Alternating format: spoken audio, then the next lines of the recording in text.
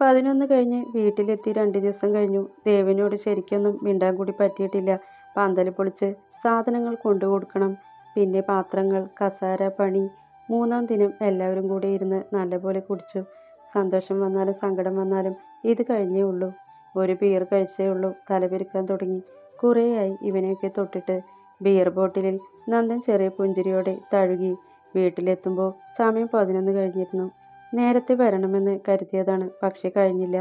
ഓരോന്ന് സംസാരിച്ചിരുന്നപ്പോൾ സമയം പോയതറിഞ്ഞില്ല. വാതിൽ തട്ടുന്നതിന് മുമ്പേ തുറന്നു. ഗൗരവമായ മുഖത്തോടെയാണ് നിൽക്കുന്നത്. നന്ദൻ കൈ മുഖത്തോടടുപ്പിച്ച് ഊതി നോക്കി. മണം വരുന്നുണ്ടോ? ഉണ്ട്. ദേവിയെ പെട്ട്. അവൾ ഇരുകൈയും നെഞ്ചിൽ പിണച്ചുകെട്ടി തലചരിച്ചുകൊണ്ട് അവനെ സംശയത്തോടെ നോക്കി. നന്ദൻ അവളെ ശ്രദ്ധിക്കാതെ അകത്തേക്ക് കയറി. സമയം എത്ര ആയെന്ന വിചാരം? ദേവി ചോദിച്ചു. നന്ദൻ ഹാളിലെ ക്ലോക്കിലേക്ക് നോക്കി. അതിൽ സൂചിയുണ്ടോ എന്ന് പോലും കാണുന്നില്ല. സൂക്ഷിച്ചു നോക്കി കണ്ണു കടഞ്ഞു. ദേവ് ഡോറടച്ചു. ഞാൻ ഇവിടെ ഒറ്റയ്ക്കാണ്. എൻ്റെ ഭർത്താവിന് അതിനെക്കുറിച്ച് വല്ല വിവരമുണ്ടോ? ഗൗരവത്തോടെ ചോദിച്ചെങ്കിലും സങ്കടം വന്നുപോയി. കണ്ണുകൾ നിറഞ്ഞു. സോറി പൊന്നി, കുറെ നാളായിട്ട് ഓട്ടമായിരുന്നില്ലേ? ഇന്നെല്ലാം കഴിഞ്ഞപ്പോൾ ഒന്ന് കുടിച്ചു. ആകെ ഒരു ബിയർ. സത്യം, തീരെ വയ്യാത്തത് കൊണ്ടാടി. വാക്കുകൾ പലതും ഉഴറിപ്പോയി. ഒരു വിധത്തിൽ പറഞ്ഞൊപ്പിച്ച് മുറിയിലേക്ക് പോയി ബെഡിലേക്ക് വീണു. ദേവ് ഒന്ന് നെടുവീർപ്പിട്ട് ഹാളിലെയും ഉമ്മറത്തെയും ലൈറ്റ് ഓഫ് ചെയ്ത് മുറിയിലേക്ക് പോയി. ബെഡ് നിറഞ്ഞു കിടക്കുന്നുണ്ട് മഹാൻ. ലെൻസ് വെച്ച് നോക്കിയാൽ പോലും സൂചി കുത്താൻ ഇടം കണ്ടെത്താൻ കഴിയില്ല. കിടന്നതും ഉറങ്ങിപ്പോയ അത്ഭുത ജീവിയെ ദേവു പല്ല് കടിച്ചു നോക്കി. അവൾ തൊട്ടടുത്ത മുറിയിലേക്ക് പോയി. നന്ദേട്ടൻ മുമ്പ് ഇവിടെയാണ് കിടന്നത്. ഇവിടെ നിന്ന് അങ്ങോട്ട് മാറിയതിനു ശേഷം ഈ മുറിയിൽ അങ്ങനെ വരാറില്ല. ഫാൻ ഓൺ ചെയ്ത് ബെഡ് തട്ടി കുടിഞ്ഞ് കയറി കിടന്നു. ഇന്നെങ്കിലും ആ നെഞ്ചിലെ ചൂടിൽ മയങ്ങണമെന്ന് കരുതിയാണ്. പക്ഷേ കഴിഞ്ഞില്ല. കഴിഞ്ഞ 2 ആഴ്ചയായി നന്ദേട്ടനോട് ശരിക്കും ഒന്ന് മിണ്ടാൻ കഴിഞ്ഞിട്ടില്ല. ആശാന്റെ വീട്ടിൽ ഹാളിൽ എല്ലാവർക്കുമൊപ്പം കിടക്കുന്ന നന്ദനെ കാണുമ്പോൾ മനസ്സ് പലവട്ടം വേദനിച്ചു. അവനോട് ചേർന്ന് കിടക്കുന്ന സുധിയെയും സുനിയും കാണുമ്പോൾ എന്തോ വല്ലാത്തൊരു അസൂയ ജനിക്കും. ചിലപ്പോഴുള്ള കിടപ്പൊക്കെ തന്നിലെ പെണ്ണിന്റെ വികാരങ്ങളെ നിയന്ത്രിക്കാൻ പാടുപെട്ടിരുന്നു. കമിഴ്ന്ന് കിടന്ന് ഉറങ്ങുന്ന നന്ദേട്ടനെ കൊതി തീരാതെ നോക്കി നിന്നിട്ടുണ്ട്. രമ്യയും രശ്മിയും എന്തെങ്കിലും പറയുമ്പോഴാണ് സ്ഥിരകാല ബോധം ഉണ്ടാവുന്നത്. നന്ദനോട് ഇപ്പോഴും അടങ്ങാത്ത പ്രണയമാണ്, തീരാത്ത കൊതിയും. നാളെ രാവിലേക്ക് ചില കടുത്ത തീരുമാനങ്ങൾ എടുത്ത് ദേവ് തലയണയിലേക്ക് മുഖമമർത്തി. തലവേദന സഹിക്കാൻ കഴിയാതെയാണ് നന്ദ കണ്ണുകൾ തുറന്നത്. മുറിയിൽ നന്നേ ഇരുട്ടുണ്ട്. എങ്ങനെയൊക്കെയോ എഴുന്നേറ്റിരുന്നു. ദേവൂട്ടി. നന്ദൻ തലപൊത്തി പിടിച്ച് എഴുന്നേറ്റു. സഹിക്കാൻ കഴിയാത്ത തലവേദന. ഇനി കുടിക്കില്ല, ഇനി ജന്മത്ത് കുടിക്കില്ല. നന്ദൻ ഹാളിലേക്ക് നടക്കുമ്പോൾ ലൈറ്റൊന്നുമില്ല. മാത്രമല്ല ഹാളിലെ ഡോറും തുറന്നിട്ടില്ല. ഇവളിത് എവിടെ പോയി? അടുക്കളയിലും ഉമ്മറത്തും തോട്ടിലുമെല്ലാം നോക്കി. എവിടെയുമില്ല. മാത്രമല്ല അടുക്കളയിൽ ഇന്ന് കയറിയ ലക്ഷണം പോലുമില്ല. നന്ദൻ ടെൻഷനോടെ ഫോൺ എടുത്തു നോക്കി. സമയം 7:30. അവൻ വേഗം അവളുടെ നമ്പർ ഡയൽ ചെയ്ത് ചെവിയോട് ചേർത്തു. ബെല്ലടിക്കുന്നുണ്ട്, എന്നാൽ എടുക്കുന്നില്ല. ദൈവമേ, ഇന്നലെ കുടിച്ചു വന്നതിന് അവൾ പിണങ്ങിപ്പോയോ? വീട്ടിൽ പോയി കാണുമോ? നന്ദൻ നിരാശയോടെയും ദേഷ്യത്തോടെയും അതിലുപരി സങ്കടത്തോടെയും ഉമ്മറത്തെ പടിയിലേക്ക് ഇരുന്നു. സമാധാനമില്ലാതെ അവളെ വീണ്ടും വിളിച്ചുകൊണ്ടിരുന്നു. 4 തവണ ബെല്ലടിച്ചു കഴിഞ്ഞാണ് ഫോൺ എടുത്തത്. ദേവൂട്ടി, നീ എവിടെയാ? ദേവു അല്ല, ഇപ്പോൾ കൊടുക്കാട്ടോ. മറ്റൊരു പുരുഷ ശബ്ദം. ദർശനല്ലേ അത്? അതെ, ദർശൻ തന്നെ. അപ്പോൾ അവൾ വീട്ടിൽ തന്നെ. ഹലോ, എന്താ? ദേവു ചോദിച്ചു.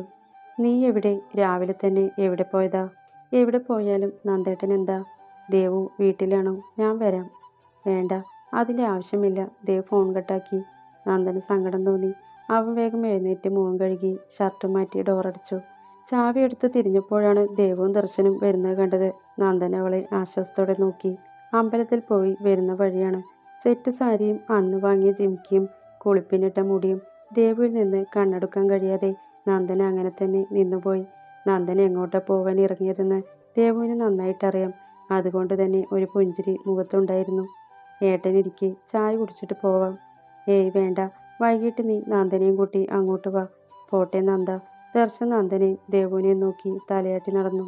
നിനക്ക് പറഞ്ഞിട്ട് പൊക്കൂടെ ദേവു? നന്ദന് ക്ഷമ കെട്ടു. ദേവു ഒന്നേ നോക്കിയുള്ളൂ. പിന്നെ പറയാൻ നാവ് പൊന്തിയില്ല. അല്ല മോളെ, ഞാൻ പേടിച്ചു. ഉവ്വോ, ഇന്നലെ രാത്രി നന്ദേട്ടനെ കാണാതിരുന്നപ്പോൾ ഞാൻ പേടിച്ചേയില്ല. ദേവു അവനെ ചൂഴ്ന്നു നോക്കി അകത്തേക്ക് കയറി. സെറ്റ് സാരിയാണ് ഉടുത്തിരിക്കുന്നത്. സാരിത്തലപ്പ് എടുപ്പിൽ കുത്തി. ചായക്ക് പാല് ഗ്യാസിൽ കയറ്റി. എന്നെ വിളിക്കായിരുന്നില്ലേ? നമുക്ക് പോവായിരുന്നല്ലോ.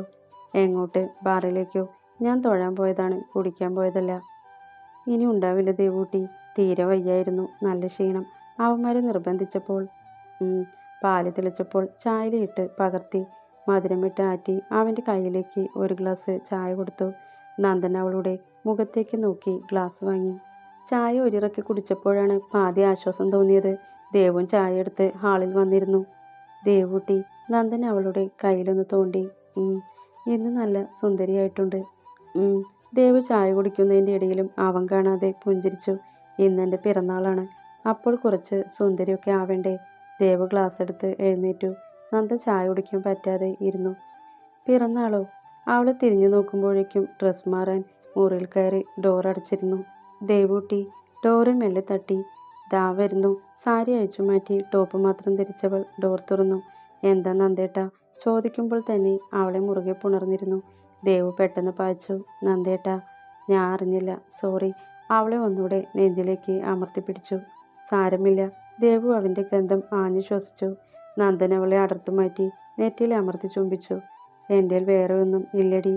പല്ല് തേച്ചില്ലേ? ദേവ് മുഖം ചുളിച്ചു. നന്ദൻ ചമ്മലോടെ ചുമലുയർത്തി. ചെല്ല്, പോയി പല്ല് തേച്ച് കുളിക്കി. ദേവു അവനെ പുറത്തേക്കുന്തി തള്ളിവിട്ടു. ഇല്ലേൽ എൻ്റെ ഒന്നുമില്ലടി എന്ന് തുടങ്ങി. നിനക്ക് നല്ലൊരു ചെക്കനെ കിട്ടുമായിരുന്നു, ഞാൻ കാരണം ഇങ്ങനെയായി എന്നവരെ അവസാനിക്കുന്ന സങ്കടങ്ങൾ കേൾക്കേണ്ടി വരും. ദേവു ഒന്ന് നെടുവീർപ്പിട്ടു. അടുക്കളയിൽ ചെന്ന് രാവിലത്തേക്ക് കുറച്ച് ഉപ്പുമാവ് ഉണ്ടാക്കി എല്ലാം പകർത്തി വയ്ക്കുമ്പോൾ നന്ദൻ എത്തിയിരുന്നു. അവൻ അവളെ ഒന്ന് അടിമുടി നോക്കി. മുടി വാരിക്കെട്ടി വെച്ചിട്ടുണ്ട്. നെറ്റിൽ പകുതി പടർന്ന ചന്ദനവും ചുവപ്പുകുറിയും മഞ്ഞക്കുറിയും, ചെവിയുടെ ഇടയിലേക്ക് വീണുകിടക്കുന്ന ചെറിയ മുടിയിഴകളും, ചെറുതായി വേർപ്പ് പൊടിഞ്ഞ മുഖത്ത് നിന്ന് കണ്ണെടുക്കാൻ കഴിയാതെ നന്ദൻ നോക്കി നിന്നുപോയി. കഴിക്കാൻ നന്ദേട്ടാ. ദേവു ഇരുന്നു. നിനക്ക് വിശക്കുന്നുണ്ടോ? നന്ദൻ താടി തഴുകി. ഉണ്ടോ? ചോദിക്കാനില്ല.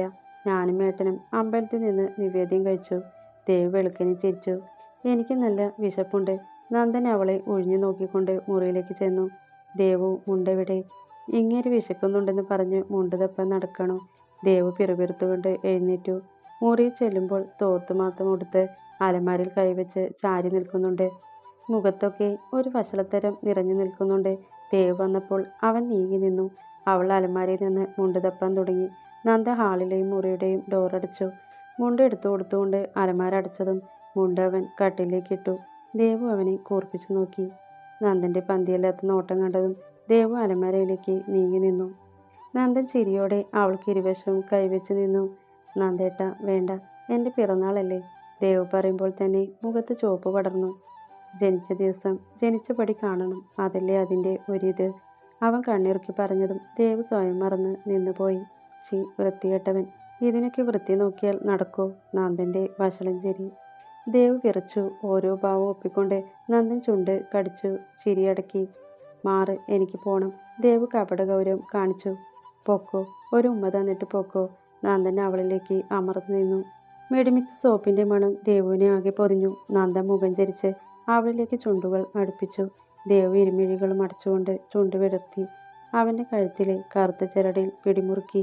കുറച്ചു സമയം കഴിഞ്ഞിട്ടും ഒന്നും നടക്കാതിരുന്നപ്പോൾ ദേവ് പതിയെ കണ്ണുകൾ തുറന്നു തന്നെ നോക്കി. പുഞ്ചിരിച്ച് നിൽക്കുന്നവനെ കണ്ട് ചമ്മിപ്പോയി. ദേഷ്യം കാണിച്ച് അവനെ തള്ളിമാറ്റി ഡോറിനടുത്തേക്ക് നടക്കുമ്പോഴേക്കും കയ്യിൽ പിടി വീണിരുന്നു. ഒറ്റ വലിക്ക് ആ നെഞ്ചോട് ചേർന്ന് നിന്നു. ഇടുപ്പിൽ ചുറ്റി വരിഞ്ഞ് ചുണ്ടുകൾ നുകരുമ്പോൾ ദേവും അവൻ്റെ ചുണ്ടുകൾ മതിവരാതെ നൂരാൻ തുടങ്ങിയിരുന്നു. പിന്നിട്ട വഴികളിലൂടെ വീണ്ടും ഒരു യാത്ര. അവൻ്റെ കൈവിരലുകൾക്കും ചുണ്ടിനും നാവിനും പല്ലിനും അടിമയായി കൊണ്ടൊരു ദീർഘയാത്ര.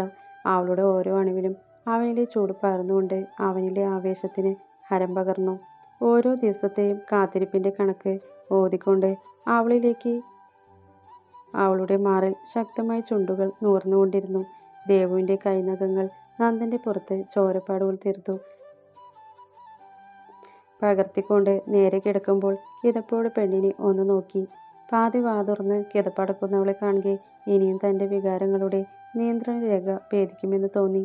നന്ദൻ മലർന്നു കിടന്ന് തലയ്ക്ക് പിന്നിൽ ഇരുകൈയും ചേർത്ത് വെച്ചു. ദേവൂട്ടി. പുതപ്പ് വലിച്ചവൾ അവനോട് ചേർന്ന് കിടന്നു. ഒന്നുകൂടെ വേണോ? നന്ദൻ ചുണ്ടെന്ന് കടിച്ചു പിടിച്ചു. അയ്യോ വേണ്ട. ദേവു അവൻ്റെ നെഞ്ചിൽ മുഖമുരസി. എന്തേ? ക്ഷീണം. അവളുടെ നിശ്വാസം നെഞ്ചിൽ തങ്ങി നിന്ന് ചൂട് പകർന്നു. എന്തിന്? അധ്വാനിച്ചത് മുഴുവൻ ഞാനല്ലേ? വൃത്തികെട്ടവൻ. ദേവ് പുതപ്പ് വാരിച്ചുറ്റി ഉടയാടകൾ തിരഞ്ഞു. നന്ദൻ ഒരു ചിരിയോടെ അവളെ നോക്കി കിടന്നു. കഴിക്കുന്നില്ലേ? ദേവ് ചോദിച്ചു. കഴിക്കണം. ദേഹം അനങ്ങിയപ്പോൾ നല്ല വിശപ്പ്. രണ്ടു കൈയും മുകളിലേക്ക് ഉയർത്തി ഞൊട്ടയൊടിച്ചു.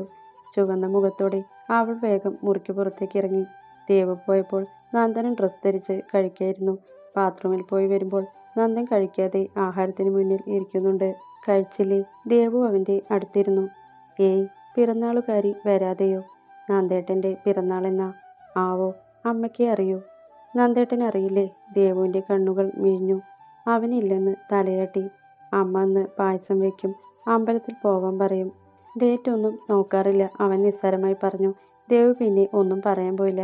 ഏതെങ്കിലും സർട്ടിഫിക്കറ്റ് തപ്പി നോക്കാം, കാണാതിരിക്കില്ല. നമുക്കിന്ന് പുറത്തു പോവാട്ടോ, നന്ദൻ പറഞ്ഞു. ദേവു അവനെ സംശയത്തോടെ നോക്കി. സത്യം, നീ റെഡിയായി നിൽക്ക്. അത് അച്ഛൻ വീട്ടിൽ പോവാൻ പറഞ്ഞിട്ടുണ്ട്, ഞാൻ പോയിട്ട് വരാം. അത് കഴിഞ്ഞ് പോയാൽ പോരെ? ദേവുവിന് സങ്കടം തോന്നി. എന്നാൽ നന്ദന് പ്രത്യേകിച്ച് ഒരു ഭാവമാറ്റവുമില്ല. ശരി, എനിക്കൊന്ന് ആശാന്റെ വീട്ടിൽ പോകണം. നിന്നെ വീട്ടിൽ ആക്കിയിട്ട് പോവാം. അവിടെ നിന്ന് ഇറങ്ങാൻ നേരം വിളിച്ചാൽ മതി. നന്ദൻ കഴിച്ചെഴുന്നേറ്റു. ഏട്ടൻ വിളിച്ചിട്ടുണ്ട്, പക്ഷേ അച്ഛൻ ഇപ്പോൾ നന്ദേട്ടനെ അംഗീകരിച്ചിട്ടില്ല. നന്ദേട്ടന് നല്ലൊരു ഭാര്യയാവാനേ തന്നെ കൊണ്ട് കഴിഞ്ഞുള്ളൂ. നല്ലൊരു കുടുംബം കൊടുക്കാൻ കഴിഞ്ഞിട്ടില്ല. നല്ലൊരു അച്ഛൻ, അമ്മ.